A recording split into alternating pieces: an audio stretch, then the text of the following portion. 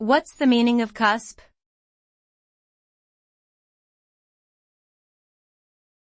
Cusp.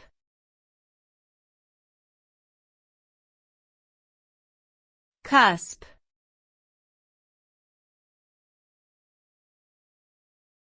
Cusp.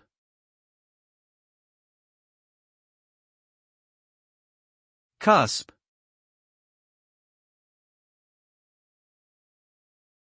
The word cusp typically refers to a point of transition or change, often between two different states or conditions. This could refer to a physical or metaphorical border or boundary, such as the cusp between day and night, or the cusp between adolescence and adulthood. The term can also be used in astrology to refer to a certain point in a person's birth chart that is said to have particular significance.